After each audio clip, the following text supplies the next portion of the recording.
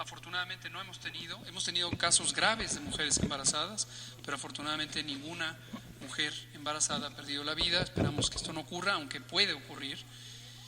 Y por eso es muy importante que las personas, las mujeres que están embarazadas, tengan también especial cuidado con todas las medidas preventivas, quedándose en casa en primer lugar, y en segundo lugar, el lavado de manos, guardar la sana distancia, etcétera. La siguiente. Este índice que lo presentamos hace algunos pocos días es el índice de positividad. Como también hemos comentado, y hoy que tenemos más tiempo lo podemos detallar, el número absoluto de personas enfermas es una medida directamente observable de la cantidad de casos que puede haber en México o en cualquier otra parte del mundo. Sabemos, por la manera en que funciona la vigilancia epidemiológica en México y en cualquier otra parte del mundo, que puede haber otras personas que no acudieron a consulta, tuvieron síntomas mínimos y ni siquiera se dieron cuenta que tenían la enfermedad, y entonces son contagios que no se pueden identificar. Esto lo hemos venido diciendo desde el principio, lo hemos dicho de hecho muchas otras veces antes respecto a otras enfermedades como la influenza. La vigilancia no está encaminada a hacer una estadística de todas y cada una de las personas enfermas, ni en México ni en ninguna parte del mundo. Esto a veces es difícil que se comprenda porque existe la expectativa de que todas y cada una de las personas se pueden identificar. No es posible. Esto ya hemos también explicado, que es semejante a los fenómenos masivos que ocurren en otros elementos de interés público como el medio ambiente, y hemos comparado con el monitoreo ambiental. Entonces, obviamente esto tiene una enorme trascendencia porque son vidas humanas de manera directa y son personas que pueden tener enfermedad. Una de las medidas muy útiles para saber si la enfermedad, la epidemia va aumentando y en qué velocidad va aumentando es precisamente este porcentaje de positividad. ¿Qué quiere decir el porcentaje de positividad? De las personas que tienen los síntomas de COVID, fiebre, tos, dolor de garganta, dolor de cabeza, dolor muscular y otros síntomas como la pérdida del olfato que me preguntaban ayer en la noche, estas personas se les hace la prueba de laboratorio, utilizando la muestra que se le toma de los líquidos de la nariz y la garganta. La prueba se manda, la muestra se manda al laboratorio y puede dar un resultado positivo o un resultado negativo respecto al nuevo coronavirus, SARS-CoV-2. Pero en México tenemos una vigilancia más avanzada en la parte de los virus porque teníamos ya un sistema de vigilancia de influenza en donde evaluamos 14 virus. COVID o SARS-CoV-2 fue el número 14. Antes de esta epidemia analizábamos 13 virus. Y puede ser que la persona que resulta negativa al nuevo coronavirus resulte positiva a alguno de los otros virus. Por ejemplo, influenza, todavía sigue activa la transmisión de influenza, ya va en franco declive, pero todavía tenemos cerca de 25 a 30% de las personas con los mismos síntomas de COVID que no son causados por el SARS-CoV-2, por el nuevo coronavirus, sino son causados por el virus influenza, el de la temporada, que todavía sigue presente. Entonces, de cada 10 personas, ¿cuántas resultan positivas al nuevo coronavirus? En este momento es alrededor del 20%, es decir, casi 2 de cada 10 personas con los síntomas de COVID, resulta que la causa de esos síntomas es una infección por el nuevo coronavirus. Y como dije, hasta 30% es por el virus influenza. Y en otras situaciones es por los otros virus, y en otras situaciones es ningún virus de estos 14 y no se conoce la causa de los síntomas.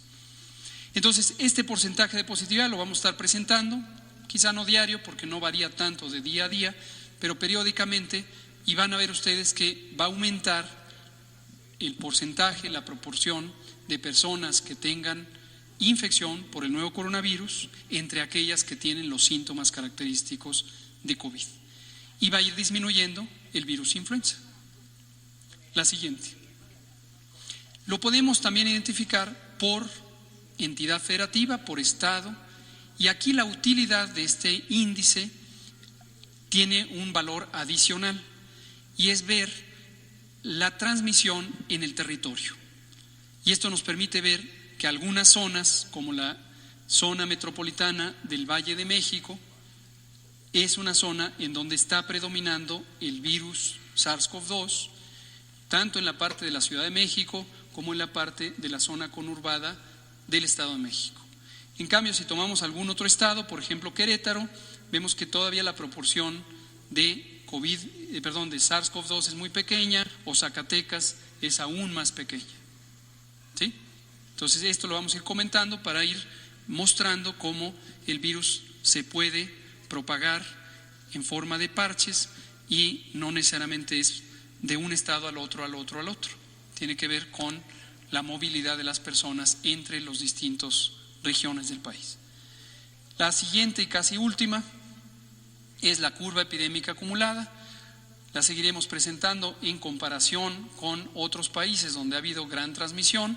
Siempre recuerden ustedes que está cortada la curva porque nos interesa, llega hasta el máximo de 5,000 casos, porque nos interesa poner atención en esta parte en donde todavía se encuentra México apenas arriba de los 2,000 casos.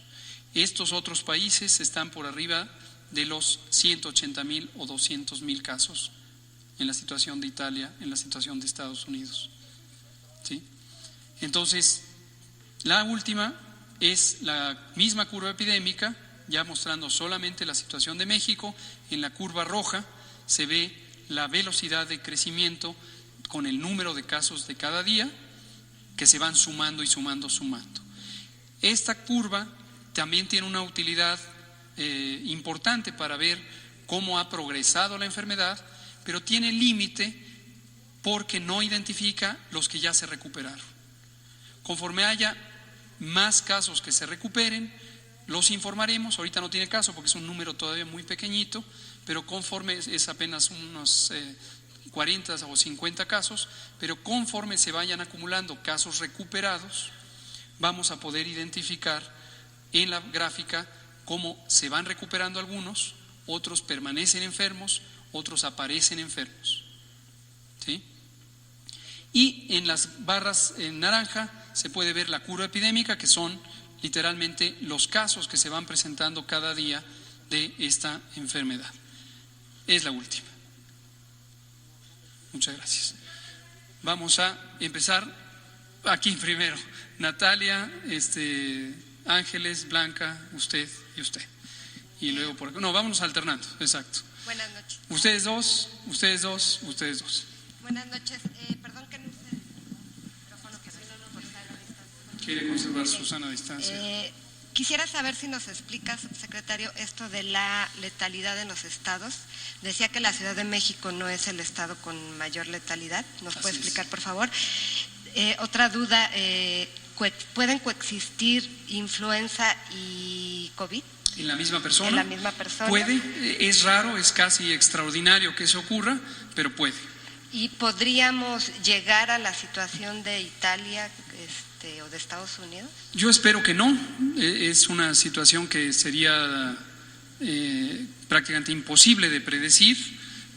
Nuestra esperanza es que en la medida en que se cumplan las medidas de mitigación, y lo diremos todos los días, quédate en casa, quédate en casa, quédate en casa.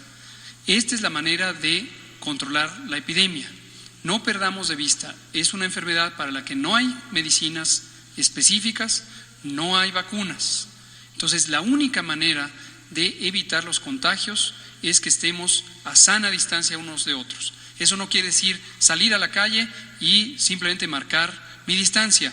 Quiere decir, me quedo en casa la mayor parte del tiempo posible. Obviamente hay necesidades que cubrir, como salir por los alimentos, y entonces hay personas que en algún momento del día tienen que estar fuera de casa. Pero una medida útil es reducir el número de personas que están en la vía pública, en el espacio público. Esto incluye los mercados, las plazas, los supermercados, las tiendas de alimentos. Por ejemplo, una medida práctica que algunos supermercados por sí mismos han implementado, y me parece muy positivo, es que han restringido en forma de recomendación a una persona por familia la presencia en el supermercado. Entonces, lo deseable es que no vaya un grupo de familiares, que vaya una sola persona, y se turnan y se alternan. Y aquí se puede buscar, cuando es necesario, el apoyo entre vecinos, incluso personas no familiares, para reducir el número de personas en la vía pública. La letalidad tiene múltiples explicaciones, porque, por ejemplo, donde viven personas o una mayor proporción, un mayor porcentaje de personas con enfermedades crónicas, puede ocurrir que haya mayor probabilidad de morir entre aquellas personas que tienen COVID. En México, en el territorio mexicano, sí existen variaciones de la edad entre las poblaciones, digamos la edad media, la edad promedio entre los distintos estados, pero son muy pequeñitas estas variaciones. En general, la región sur es más joven que la región norte, pero no hay una gran diferencia entre una y otra. Lo que sí puede haber es diferencias entre la frecuencia de ciertas enfermedades, como la obesidad, la diabetes, la hipertensión. ¿Pero hay algún estado que tenga la letalidad que... Bueno, es la que presenté en la curva. Hay varios estados, de hecho la Ciudad de México es de los últimos lugares en letalidad. En los primeros están, si me pone la gráfica que presenté hace un momento, por favor. Es una de barras azules con una línea verde. Me paro.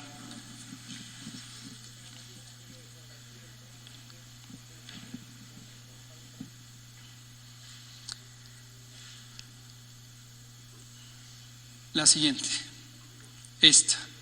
Entonces vean ustedes, lo que está en estas barras y que se ve aquí por el número de defunciones. Por ejemplo, aquí Durango. Durango es un estado en el que desafortunadamente 3 personas han perdido la vida. Sin embargo, si se compara con el número de personas que se han reportado con COVID, 25% de ellas fallecieron. Pero ya dije, cuidado con sobreinterpretar esta gráfica. Todavía son muy poquitos casos. Entonces, esto puede variar extraordinariamente. Con un caso más de defunción que existiera, esto se nos va muy por arriba. O con una muerte que se hubiera evitado, tendríamos mucho menos. Entonces, todavía son números muy tempranos, pero queremos, como hemos hecho en otras ocasiones, cada nuevo dato, que ustedes lo conozcan desde el inicio, cuando surge el dato, para que le podamos dar un seguimiento todos juntos. Gracias, Natalia. Ángeles Cruz. Gracias, del periódico La Jornada. Buenas noches. Y qué bueno que está la gráfica. Dice 4.39 la letalidad y mencionó hace un ratito que a nivel internacional es 5.5. Eso, aunque es muy temprano, es comparable, es que nos estamos acercando a la letalidad mundial. No. Me paro nuevamente, qué bueno que lo menciona Ángeles. Justamente por eso es que digo, no es interpretable en este momento, porque son muy poquitas personas. Afortunadamente son muy poquitas todavía. Todas ellas son muy lamentables, porque cada una de estas personas es una persona que ha perdido la vida. Entonces todavía no es interpretable qué va a ocurrir conforme pudiera ocurrir más casos fatales y la epidemia avance, sobre todo en la etapa 3, que aún está por venir, que esto se vaya estabilizando, entonces estos números bajen y que haya una letalidad media que esté alrededor de 4, 5, que es lo que hasta ahorita hay en el mundo. Sí. Bueno, quisiera yo preguntarle por otra parte sobre el personal médico y de enfermería que se está contratando.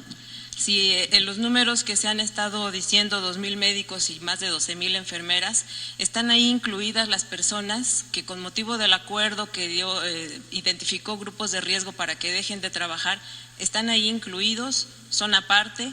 ¿Cuántas personas, trabajadores de la salud, médico y personal de enfermería que atiende a pacientes o que debería estar atendiendo pacientes con COVID, han dejado de trabajar por tener más de 60 años o alguna de las enfermedades que los coloquen en los grupos de riesgo?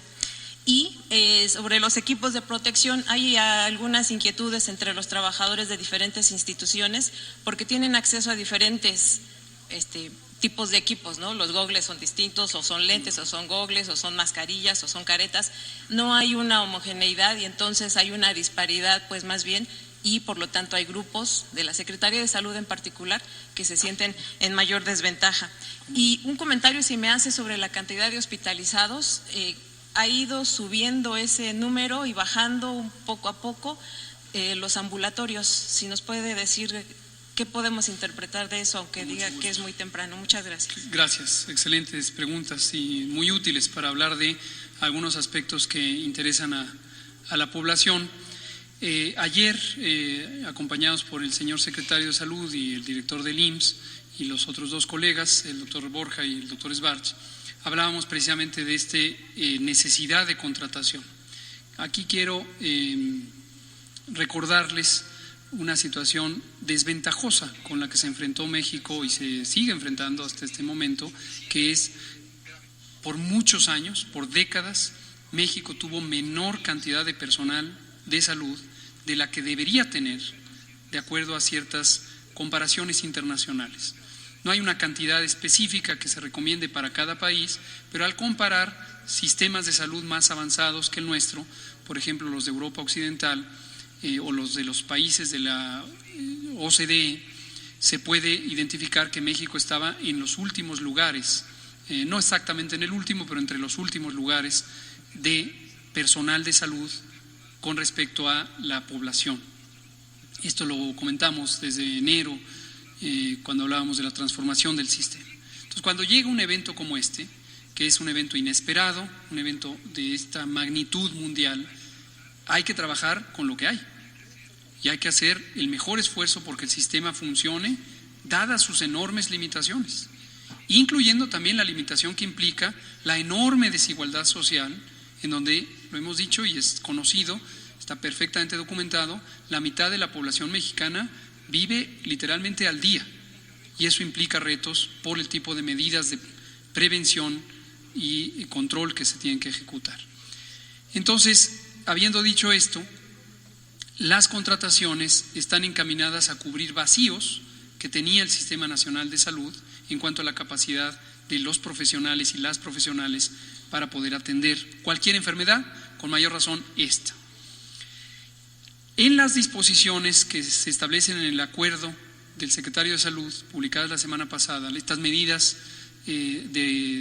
extraordinarias, incluimos en el artículo 4 de esas disposiciones que el retiro preventivo fuera especialmente estricto en personas mayores de 60 años, mujeres embarazadas o quienes padecen las enfermedades crónicas múltiples veces mencionadas que les hacen más susceptibles a complicarse.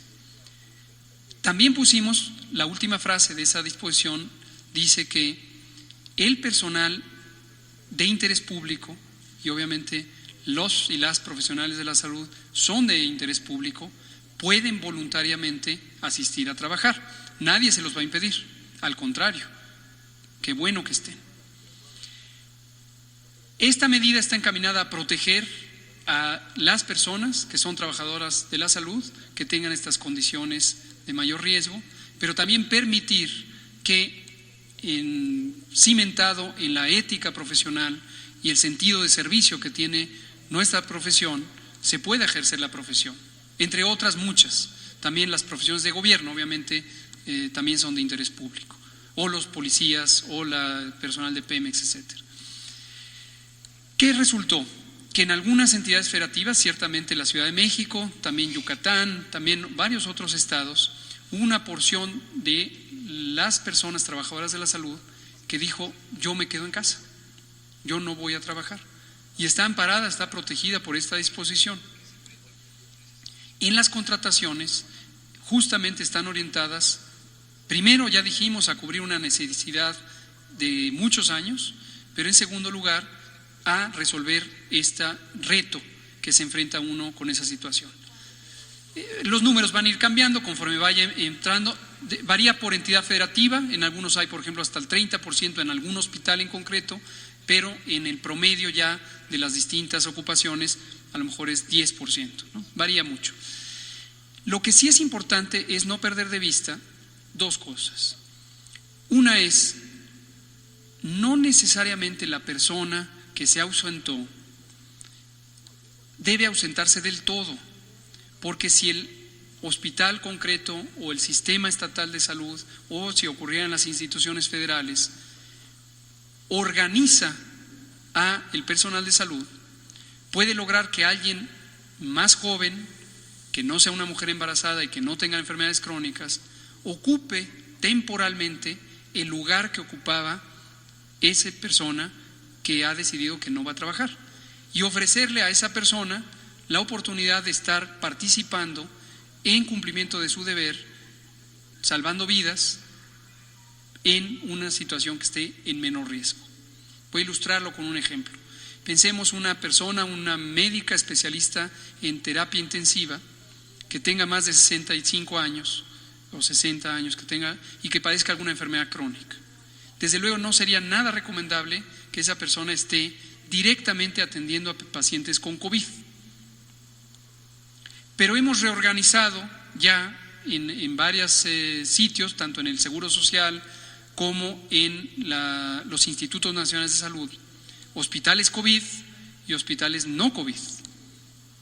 Entonces, se puede indicar que esa persona, que estoy poniendo un ejemplo hipotético, no vaya a un hospital COVID, o si está en la nómina de un hospital COVID, temporalmente pase a ocupar el lugar de una persona que está en un hospital no COVID y sea reemplazado por una persona con menor riesgo que estaba en el hospital no COVID y se vaya al hospital COVID.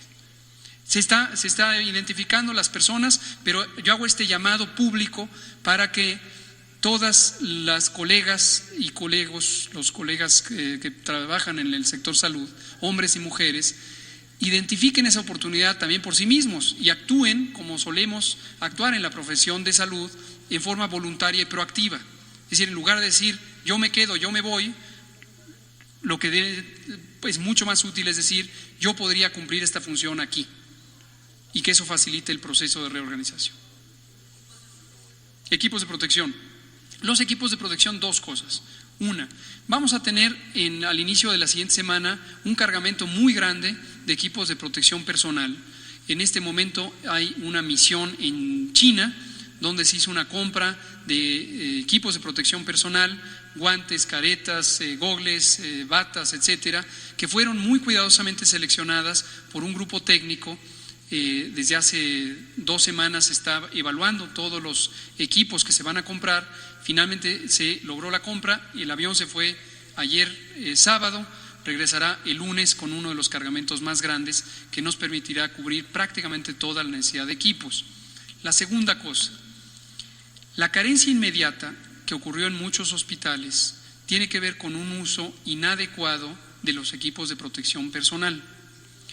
Recuerden que, y se los digo también a todos los compañeras y compañeros del gremio de salud, desde la primera semana de febrero publicamos una guía de control de infecciones. Esta guía fue elaborada por un grupo amplio de profesionales de la salud, especialistas en esto, coordinados por el doctor Gustavo Reyes Terán, y esta guía tiene detalles sobre quién debe usar qué tipo de equipos. En particular, las mascarillas de alta eficiencia, las N95, están indicadas en las personas que están directamente atendiendo a pacientes con COVID y que les van a hacer procedimientos que generan aerosoles respiratorios. Ahí es donde se necesitan estas mascarillas. En un momento dado, si por un temor, pero que es completamente legítimo, pero no adecuado al riesgo, hay profesionales de la salud o incluso personal auxiliar de los hospitales que quiere usar la mascarilla, se le está quitando a quien sí la necesita. Y como obviamente la proveeduría que se puede tener en un hospital varía de acuerdo a la necesidad, pues se pueden agotar temporalmente en un hospital en concreto. Entonces, no, les voy a poner una justo. La guía detalla con toda precisión quién debe usar cada equipo de acuerdo a la probabilidad de contagio, ¿no? Les pongo un ejemplo que no tiene nada que ver con la salud, pero para ilustrar en las ocupaciones y los equipos de protección personal. Pensemos en una persona que se dedica a hacer soldadura. Soldadura es una profesión industrial. La persona que hace soldadura necesita utilizar una máscara especializada con una sombra 14, que es un material de protección para los ojos ante la luz intensa que produce la soldadura. La persona que no está haciendo la soldadura y trabaja en la misma unidad no necesita traer una máscara equivalente. Estoy muy consciente que no tiene nada que ver una cosa con la otra, pero es para ilustrar el sentido del uso apropiado de los equipos de protección personal en dos profesiones obviamente distintas, pero para ilustrar las distintas modalidades. Finalmente, el aumento en la hospitalización es algo que va a ir variando, no tiene una interpretación directa, a menos que haya un patrón sostenido en donde ya con números muy estables empiece a cambiar en una tendencia. Vamos a dar aquí 2 preguntas y luego nos vamos a Blanca Valdés y usted. Doctor, buenas noches. Carlos Guzmán de Aba Noticias. 2 preguntas rapidísimas. La primera, con relación a lo que decía la compañera. Entonces, con este cargamento que va a llegar la próxima semana, ¿se garantiza por parte del sector salud público en nuestro país de que se va a acabar esas protestas que hay en todos los, en algunos estados donde dicen que no tienen ni siquiera para guantes para protegerse contra el coronavirus? Y la segunda, en el modelo matemático que usted manejaba al principio, ¿cómo está esta proporción de contagiados reales a hoy, que es 5 de abril, a lo que usted preveía? ¿Es más, es menos, está dentro del promedio? ¿Qué nos puede decir? Sí, sobre esto, voy a la segunda y luego a la primera. Sobre esto, la próxima semana les voy a dar números. La razón, y lo he dicho desde los últimos 4 días, por la que no quiero darles números todavía, es porque la estimación se hace utilizando distintos elementos de información.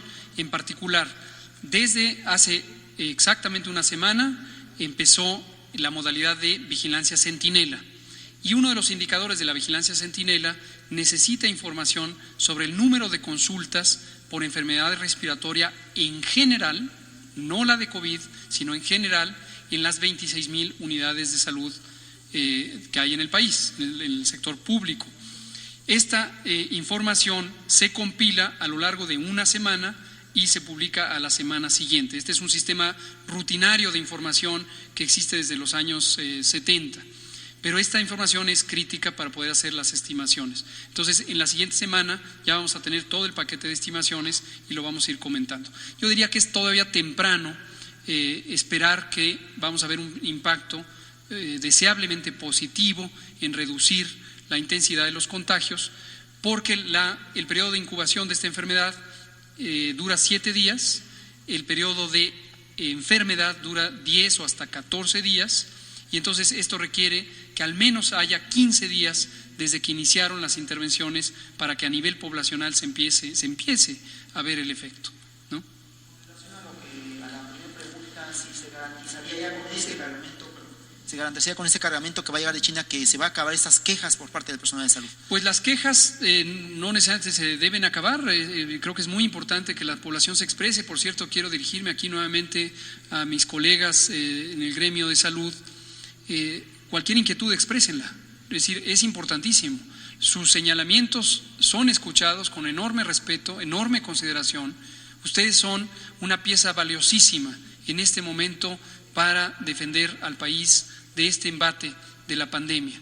Es una situación verdaderamente difícil, va a ser más difícil en las siguientes semanas, y ustedes, compañeras y compañeros del sector salud, médicas y médicos, enfermeras, auxiliares de enfermería, químicas, inhaloterapeutas, etcétera, todos los que trabajan en el campo de la salud, van a estar bajo mucho estrés, en una situación muy compleja, pero va a ser gracias a todos ustedes que vamos a poder salir adelante. Ustedes van a ser las personas protagónicas de la fase 3 y es extraordinariamente importante su presencia.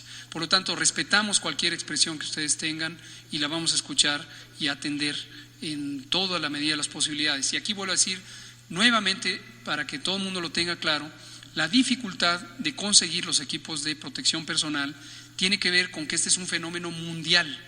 En todo el mundo hay escasez de estos productos. Por ejemplo, en Estados Unidos están teniendo una dificultad mucho mayor que la que tiene México. Esto se ha visto en los medios públicos porque no hay una proveeduría constante de esto. Las mayores fábricas de esto, que están en China precisamente, fueron afectadas inicialmente por la epidemia, apenas se están recuperando y obviamente además vendieron a Europa hasta el momento, ¿no? Entonces, lo que sí podemos decir es que cuando lleguen estos equipos de protección personal, vamos a tener la posibilidad de garantizar la protección más apropiada que puede tener y debe tener todo nuestro personal de salud, ¿no? Gracias. Usted y luego estamos con Blanca y usted, y yo creo que ahí se nos va a acabar el tiempo. Doctor, buenas noches. Fernanda Mendoza para el canal Glucosa Atómica. Tengo varias preguntas que hacerle. Para empezar, la situación de los médicos internos de pregrado. Sí. Tenemos reportes de que hay muchos internos que no cuentan con material adecuado y están sufriendo también discriminación en hospitales por parte de sus autoridades. Situaciones que han ocurrido en varios estados, como en Yucatán, Coahuila, Ciudad de México, entre otros por mencionar. Y también ellos mencionan que no les están brindando el material porque no tienen derecho a recibirlo. Desde que inició la epidemia, cada institución hospitalaria ha tomado su propia postura respecto a la situación de los internos. Hay hospitales que decidieron retirar a los internos de las zonas de alto riesgo de contagio, pero también otros que no acataron la indicación de su institución y los mantienen todavía en estas zonas. ¿Qué es lo que está pasando? Hay falta de coordinación. Incluso en Sonora, el secretario de Salud hizo una invitación de que los alumnos de medicina a partir de cuarto semestre se unieran a los hospitales para combatir la epidemia. Hace unos días el doctor Reyes Terán nos comentó que no se había tomado una decisión definitiva respecto a los internos, pero desde entonces no se ha informado qué es lo que ha pasado. ¿Ya tienen una postura definitiva? Y si es así, ¿cuál va a ser el mecanismo para que todos los hospitales acaten esta indicación? Y le pregunto porque todavía no estamos en la fase 3, pero ¿qué va a pasar con los internos cuando estemos en la fase 3? No solo ellos, sino también con pasantes de enfermería y de odontología, por mencionar algunos. Otra pregunta que quiero hacerle es sobre lo que mencionaron hace unos días del factor de transferencia del Politécnico. Usted dijo que no se descartaba un protocolo clínico para este medicamento. La doctora Pérez Tapia, directora de investigación de la Escuela Nacional de Ciencias Biológicas, ha declarado que solo falta autorización de ustedes para que este tratamiento pueda iniciar la fase 2 de su protocolo de estudio en pacientes con coronavirus. ¿Hay disposición de ustedes para que inicie el estudio? Y por último, el miércoles Milenio reportaba en uno de sus videos que el virus aterroriza al Hospital de la Raza. También hay pacientes que esperan hasta 5 días para que se les brinden los resultados de sus pruebas. ¿Y puede corroborar usted esta información o desmentirla o decirnos cuánto tiempo toman los hospitales para los resultados sospechosos? Pero de todo esto, lo que más me importa es la situación de los internos, porque ellos también no están en riesgo de un posible contagio, solamente ellos, sino todas sus familias. Gracias. Gracias por la pregunta. Todos estamos en riesgo de contagios y todas nuestras familias. Desde luego el personal de salud, y vuelvo a mencionarlo con especial reconocimiento y agradecimiento por lo importante que es todo el personal de salud, para todas y todos nosotros, tienen un riesgo aumentado porque están en mayor frecuencia de encuentro con personas enfermas de COVID. El personal médico en entrenamiento, donde entrarían los internos de pregrado o las médicas pasantes o los estudiantes, están en entrenamiento, no están contratados por las unidades de salud. Existen distintas modalidades de contratación, pero gruesamente están en condición de una beca. Y por lo tanto las responsabilidades legales y administrativas que pueden adquirir las instituciones respecto a estas personas en formación son muy distintas a las que se tiene con una persona que es formalmente trabajadora de nómina y que firma. Ahora, no perdamos de vista que el Sistema Nacional de Salud de México se descentralizó en 1997. Entonces, cuando pensamos qué está haciendo la Secretaría de Salud, pensemos que hay 33 secretarías de salud. Existe la Secretaría de Salud Federal, que tiene una función normativa para las disposiciones generales, y existen 32 secretarías de salud estatales y a su vez 32 sistemas estatales de salud que tienen responsabilidades en varios campos, incluido el administrativo, de la formación de las personas profesionales. Entonces, cuando usted pregunta si hay descoordinación o no, lo que hay es diversidad, porque cada gobernador y las dos gobernadoras, la gobernadora de Sonora, a propósito del ejemplo que ponía, o la jefa de gobierno de la Ciudad de México, son autoridades sanitarias. Entonces, hay múltiples disposiciones, y así lo contempla la Ley General de Salud, que en el ámbito de su competencia ellas y ellos deben tomar y pueden tomar. No debe extrañar que haya diversidad y que en un estado se opte por que los residentes se vayan a su casa, los internos, o que en el otro se les reclute tempranamente. Cada estado es libre, soberano y legalmente puede tomar estas decisiones, ¿no?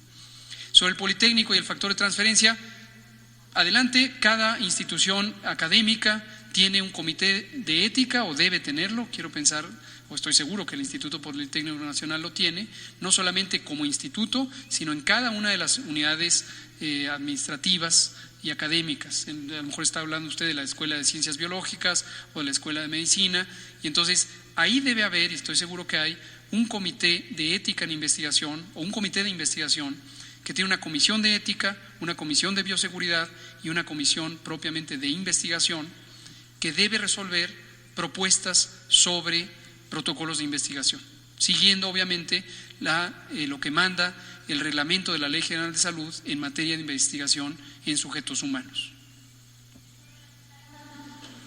Sobre el Hospital La Raza, no conozco el detalle de lo que me está relatando, si me puede darme esa información será de gran ayuda. Lo que sí le puedo decir es que el Hospital La Raza, desde el inicio, fue uno de los sitios donde se estableció un laboratorio auxiliar de vigilancia epidemiológica y tienen ahí toda la capacidad técnica y de los recursos humanos especializados para hacer el diagnóstico. La prueba tarda en procesarse más o menos 6 horas, con todo el proceso de incorporación de la muestra y producción de los resultados podría tardarse 24 horas, pero difícilmente más que eso. Penúltima pregunta, Blanca Valadez, y después usted. Son las 19:50. Buenas tardes, subsecretario. Por favor. Preguntarle, nos faltan 6 personas para llegar al centenar de decesos y nos encontramos en la fase 2. Estamos a 2 semanas de las fases más críticas. La explicación sería justamente las enfermedades crónicas que está padeciendo el país. Esto sería lo que podría duplicar, triplicar los causantes de muerte en el país. Si nos puede dar una explicación de estas 94 muertes, ¿sería eso? Básicamente eso. Nos informaron sobre la muerte de un policía que se contagió en el Vive Latino. Saber si realmente sucedió esta muerte por contagio en el Vive Latino. Él falleció en el ISSSTE, en una de las instituciones del ISSSTE. Y también si nos puede comentar el cargamento de China, ¿cuántas piezas más o menos van a ser? ¿Cuándo van a llegar y se van a empezar a distribuir? Y si con esto se va a garantizar, digamos, proteger a los pacientes. Y si me permite, hay una pregunta que constantemente me hacen, es ¿qué protocolo se va a seguir para las personas con discapacidades diferentes que son doblemente vulnerables? Por sus preguntas. Muchas gracias Blanca. Sobre el cargamento no tengo estadísticas específicas, precisamente se está cargando ahorita allá en China y había varios escenarios de compra. Cuánto se le cargue a ese avión, pues depende de condiciones de la aeronavegación, pero digamos, de inicio, es lo que me preguntaba el compañero, la próxima semana que llega este cargamento vamos a tener prácticamente toda la proveeduría necesaria por ahora para los equipos de protección personal, prácticamente toda. ¿Cuántas toneladas son? No se lo puedo decir en este momento porque se está definiendo conforme se carga el avión. Sobre lo que me pregunta de este ciudadano policía, le agradezco que me comparta mayor detalle, mayor información, si la tiene ahorita, si no después, para conocer cuándo fue la fecha donde él enfermó, y lo que sí sabemos es cuándo ocurrió el Vive Latino, y fue el fin de semana de 14 y 15 de febrero. Entonces, si esta persona enfermó al final del mes y posteriormente permaneció hospitalizado, sería factible que durante ese fin de semana se haya infectado. el dato específico de si se infectó en el Vive Latino o en algún otro sitio, habría que corroborarlo. En ese momento teníamos muy poca transmisión, entonces era extraordinariamente improbable que en un sitio como ese se hubiera infectado y habría que ver qué otras actividades hizo, ¿no? Pero si me da el dato lo podemos identificar.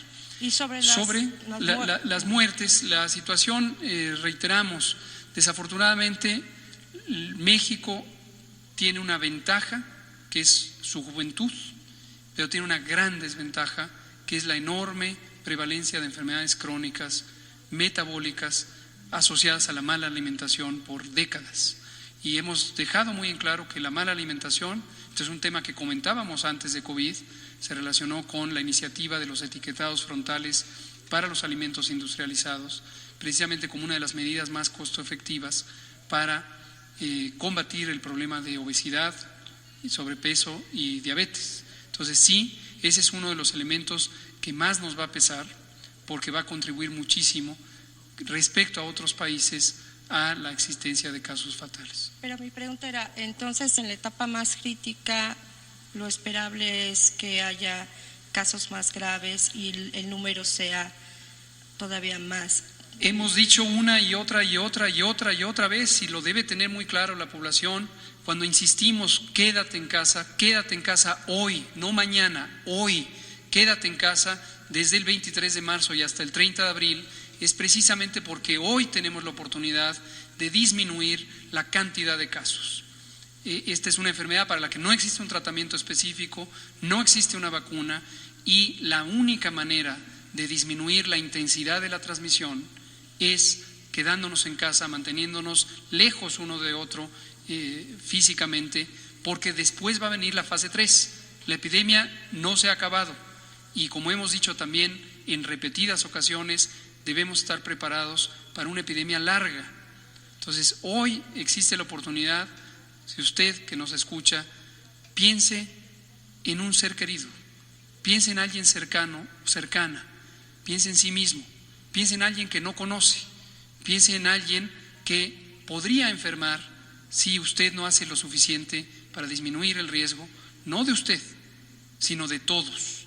Cada uno de nosotros está contribuyendo en la medida en que se mantenga aislado, en la medida en que se lave las manos continuamente, en la medida en que proteja su estornudo tapándose con el antebrazo, en la medida en que si desarrolla síntomas se queda con mayor razón en casa y se queda lejos de todos los que están a su alrededor. Deseablemente puede ponerse un cubrebocas para disminuir los contagios. Entonces sí, no hay duda, lo he dicho todos los días prácticamente, la epidemia, la parte más intensa de la epidemia todavía no ha llegado. En las estimaciones precisamente matemáticas hemos calculado que a finales de abril, prácticamente en la primera semana de mayo, es donde vamos a tener la mayor transmisión. ¿Tiene un protocolo para personas con discapacidad? Sobre el tema de discapacidad, el otro día nos acompañó Mónica Macís, la presidenta de CONAPRED, para hablar precisamente del tema de inclusión.